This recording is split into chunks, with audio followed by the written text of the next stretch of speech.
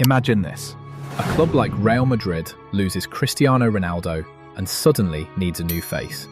Not just a good player, a superstar. So they go after Eden Hazard. At the time, it looked like the perfect transfer. Hazard wasn't just one of the best players in England, he was one of the most exciting footballers in the world. But only a few years later, he became one of the biggest transfer failures in football history. So what actually happened to Eden Hazard? Was he simply destroyed by injuries? We're opening the file on one of football's biggest mysteries. Before we talk about the downfall, we need to remember who Eden Hazard really was. At Chelsea, he was unstoppable. He could score, create chances, beat defenders, and change a match almost by himself. Every time he touched the ball, something special could happen. His final season at Chelsea was incredible. He helped the club win the Europa League and looked ready for the biggest move of his career. So when Real Madrid paid around €100 million for him, almost nobody questioned the decision. On paper, everything looked right. Real needed a star.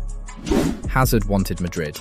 He was still in his prime. In terms of pure footballing quality, almost nobody had doubt. But some transfers look perfect on paper and still fall apart the moment real life begins, become the biggest disasters. And with Hazard, the warning signs appeared much sooner than anyone expected. Even before the season really started, there were concerns about his fitness. Hazard later admitted that he returned from the summer break overweight. For most players, that might not sound like a big problem. But Hazard's entire game depended on speed, balance, and explosive movement. Even a small loss of fitness could change everything.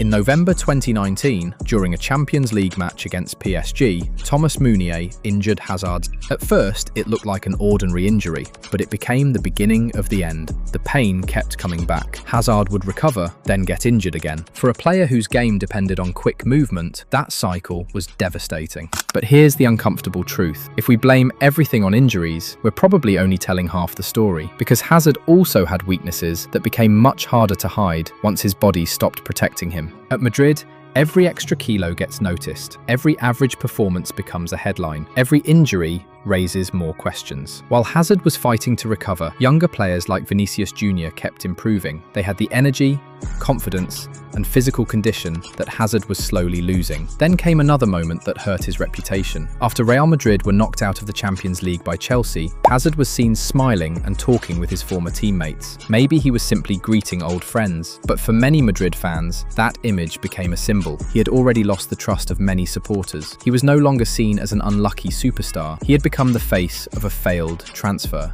So now we get to the real question. Was Eden Hazard a victim, or was he responsible for his own fall? The honest answer is probably both. The injuries destroyed the most important part of his game, but at the same time, his preparation, his fitness, and his lifestyle probably made the situation even worse. His downfall wasn't caused by one single mistake. It wasn't just bad luck. It wasn't just poor professionalism. It was the combination of everything. A body that kept breaking down, a style of play built on explosive movement, the pressure of the biggest club in the world, and a player who could never become the version Real Madrid thought they had signed. Maybe the saddest part of this whole story is that we never got to see the full version of Eden Hazard at Real Madrid. We'll never know what that transfer could have become. What we do know is that one of the most exciting footballers of his generation slowly disappeared. Not because he forgot how to play football, but because injuries, pressure, expectations, and his own mistakes all collided at the same time. We'll never know what could have happened if that ankle injury had never occurred, but one thing is certain. Football lost one of its most magical players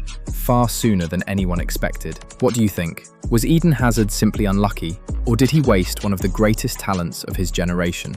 Let me know your opinion in the comments, and don't forget to subscribe for more football mysteries.